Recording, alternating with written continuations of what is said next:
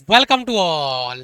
स्वागत आप सभी का आरएस सर यूट्यूब चैनल पे। और हम आ चुके एक बेहतरीन अपडेट इंफॉर्मेशन के साथ में। जी हाँ, आईसीजी का एक और जबरदस्त नोटिफिकेशन आउट हो चुका है। बेहतरीन लेवल पे ऑफिसर लेवल का आपका जॉब यहाँ से असिस्टेंट कमांडेंट का आईसीजी की जो वैकेंसीज है वो आउट हो चुकी है। क्या एज लिमिट रहेगा, क्या सिलेबस रहेगा, क्या एलिजिबिलिटी क्राइटेरिया रहेगा, क्या पैटर्न रहेगा आपका एग्जाम का, वो सारी चीजें हम इस वीडियो में डिस्कस करने वाले हैं। तो फटाफट से वीडियो को लाइक कर लीजिए, पहली बार आए हो तो चैनल को सब्सक्राइब जरूर कर लेना, बेल आइकन प्रेस कर लेना ताकि प्रॉपर हमें आगे की अपडेट इन्फॉर्मेशन आपको मिलती रहे। सबसे पहले यहाँ पर देखिए, join Indian Coast Guard ICG के लिए मिलिट्री ऑफ डिफेंस। यहाँ पर आपका, यहाँ पे आप देख रहे होंगे असिस्टेंट कमांडेंट के लिए, यहाँ पर आपका जीडी के लिए और टेक्नीशियन के लिए ये आपका वैकेंसी आउट हुआ है। और यहाँ पे जो ऑनलाइन फॉर्म है वो 5 दिसंबर से स्टार्ट होंगे और 24 दिसंबर आपका लास्ट डेट रहेगा। 5 दिसंबर से 24 दिसंबर के बीच में आपको ये फॉर्म फिलअप करना है। इसके लिए जो एलिजिबिलिटी आपका क्राइटेरिया रहेगा, ऑफिसर लेवल का ये जॉब है। एलिजिबिलिटी जो क्राइटेरिया रहेगा, जीडी के लिए आपका जो एज लिमिट है वो 21 से 25 के बीच में होना चाहिए। और यहाँ पे 1 जुलाई 2025 के लिए डीओबी की बात करें तो 1 जुलाई 2000 से 30 जून 2004 के बीच में आपका डीओबी होना चाहिए। और एज रिलैक्सेशन भी मिल रहा है यहाँ पर बाकी कैटेगरी के लिए।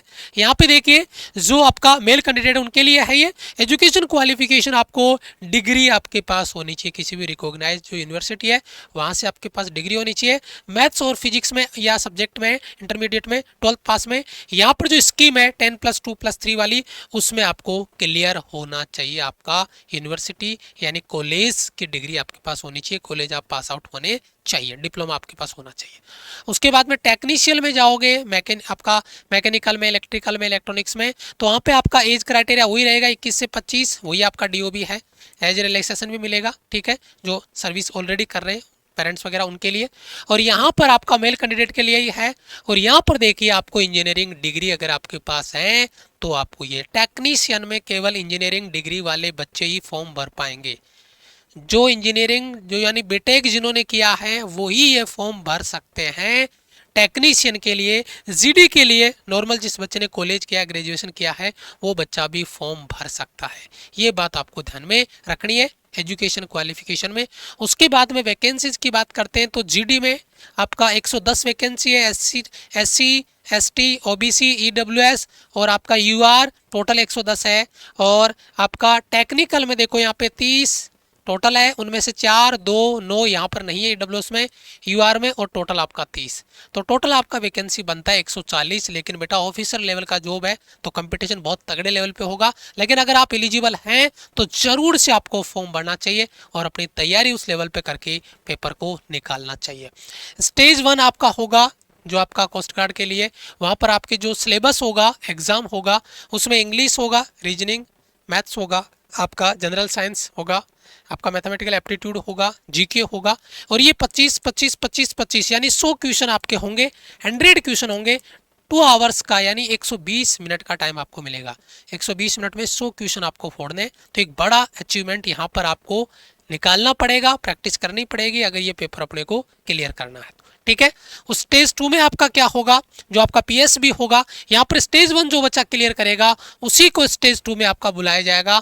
और यहाँ पर देखो जो एग्जाम होगा स्टेज 2 का, नोएडा है, कुछ इंपॉर्टेंट आपके स्पेस दिए गए हैं, नोएडा, मुंबई, गोवा, चेन्नई, कोलकाता, शिलोंग, ठीक है, गांधीनगर, यहाँ पे आपको जो सेंटर होंगे वहाँ पर आपको बुलाया जाएगा। यहाँ पर आपका पीपी डीटी जो टेस्ट है, डिस्कशन का है, टेस्ट है, वो यहाँ पर होगा। स्टेज 2 का एग्जामिनेशन ओनली फॉर क्वालिफाइंग।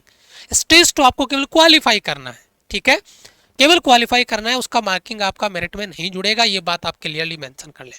फिर आपका होता है स्टेज 3 जिसमें आपका फिजिकल वगैरह होगा, मेडिकल होगा और डॉक्यूमेंटेशन होगा। फिजिकल मेडिकल एग्जामिनेशन आपका यहाँ पे होने वाला है स्टेज 3 में। स्टेज 4 में आपका मेडिकल वाला पार्ट हो गया, यहाँ पे फिजिकल हो गया स्टेज 3 में, और स्टेज 4 में आपका मेडिकल वाला पार्ट हो गया। कंप्लीट आपका मेडिकल चेकअप होगा। उस ड्यूरेशन में आपको जो टाइम दिया गया है उस टाइम ड्यूरेशन में आपका मेडिकल के लिए आपको बुला लिया जाएगा। स्टेज 5 आपका, उसके बाद में डॉक्यूमेंटेशन वेरिफिकेशन आपका होगा और रिपोर्टिंग आपका किया जाएगा, ट्रेनिंग होगी, उसके प्रोसेस के लिए आपको आगे बुला लिया जाएगा।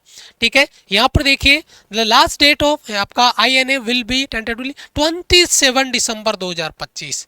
ये जो आपका प्रोसेस है ये आपका कंप्लीट मान के चलिए इस कंडीशन तक क्लियर हो जाएगा। मान के चलिए किसी भी सरकमस्टांसेस कोई भी हो, लास्ट डेट आपका रहेगा, ये पूरा प्रोसेस आपका दिसंबर 2025 तक कंप्लीट हो जाएगा। तो ये बड़ा एडवांटेज है, एक बार वैकेंसी फॉर्म फिल किया, तैयारी की, ज्वाइनिंग ली, बात खत्म। ठीक है, लेकिन मेहनत बेटा उस लेवल पे आपको करनी पड़ेगी। जो टेंटेटिव शेड्यूल है वो देखो, पहले स्टेज 1 का 25 फरवरी 2025, स्टेज सेकंड का 25 मार्च, आप सॉरी मार्च 2025, उसके बाद में आपका अप्रैल से अक्टूबर के बीच में आपका स्टेज 3 होगा, और स्टेज 4 में आपका मई से लेकर नवंबर 25 के बीच में, और आपका स्टेज 5 एंड दिसंबर, वहाँ पे आपका ज्वाइनिंग के लिए आपको बुला लिया जाएगा। लेकिन बेटा प्रॉपर तैयारी आप करो, अपने आप को रेडी करो, वहाँ पे जाके आपका जो पे स्केल है, सैलरी पैकेज है, वो आप देख रहे होंगे एक बड़े लेवल पे है। धीरे धीरे आपके प्रमोशंस आगे होते जाएंगे, सैलरी पैकेज आपका बढ़ता जाएगा, फैसिलिटीज आपकी बढ़ती जाएगी। लेकिन बेटा अभी आपको मेहनत करनी पड़ेगी, अपने आप को तैयार करना पड़ेगा उस लेवल पे। ठीक है, उसके बाद में हाउ टू अप्लाई बेटा 24 दिसंबर से आपके फॉर्म स्टार्ट हो जाएंगे। तो 5 दिसंबर से फॉर्म स्टार्ट हो जाएंगे, 24 दिसंबर आपका लास्ट डेट है, ये बात क्लियरली मान के चलिए। फॉर्म जैसे स्टार्ट होगा, फॉर्म आप भरिए, अपने आप को तैयार करिए, तैयारी में जुड़ जाइए। साहस बेच हमारा अपकमिंग जो आपके एग्जाम्स हैं, चाहे एयरफोर्स हो, नेवी हो, आईसीजी हो, फेज 2 हो एयरफोर्स का, या आपका स्पोकन हो, बिल्कुल बेसिक से हम स्टार्ट करने वाले हैं 0 लेवल से, ताकि आप अपने जो गोल है उसको अचीव कर पाओ, सिलेक्शन अपना फाइनल कर पाओ। तो साहस बेच यानी 4 दिसंबर को आपको जुड़ना नहीं भूलना है। 4 दिसंबर को जुड़ के अपनी प्रॉपर प्लानिंग को नोट करके फिर उसको फॉलो करना है। फिर भी अगर आपका कोई डाउट रहता है तो ये हमारे हेल्पलाइन नंबर है, आप यहाँ कॉल कर सकते हैं और अपना डाउट क्लियर कर सकते हैं। Thank you so much, love you all, bye bye, जय हिंद।